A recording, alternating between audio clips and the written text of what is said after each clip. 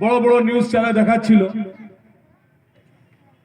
ইনি যখন ওয়াকফ বিলের বিরুদ্ধে পথে নেমেছেন, এনার পিছনে হাজার হাজার লোক। আমি ফোনে দেখে বলছি, আমি ফোন করে আসাদুল শেখকে, আমরা তাসির সাহেব কি করছেন?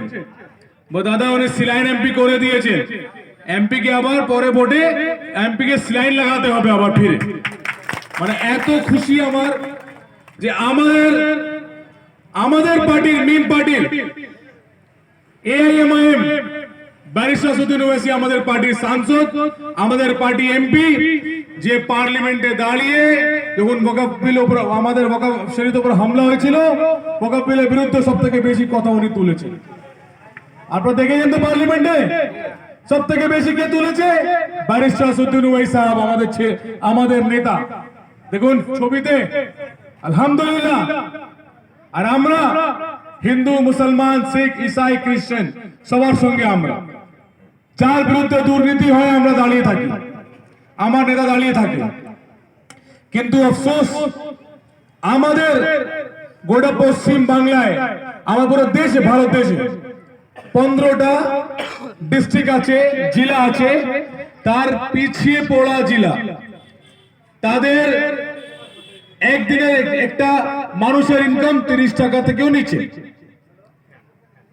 আমাদের দেশে 15টা জেলা, তার মধ্যে 5টা জেলা আমাদের পশ্চিম বাংলা, আমাদের রাজ্য পিছিয়ে পড়া জেলা আমাদের রাজ্যে। আর তার আপনার শুনে অবাক হয়ে যাবেন, আপনি তো আপনার এলাকায় থাকেন, কিন্তু এই 5টা জেলা যে আছে, তারা যেখানে সংখ্যালঘু বাস করে ওই এলাকায়। আগামী আমরা পূর্বপুরুষ, আমরা ছিলাম দেনেওয়ালা, ছিলাম তো দেনেওয়ালা, এখন আমরা কি এরকম হাত করে রেখেছি? ভুল না ঠিক? এটা আমাদেরই ভুল। কেন?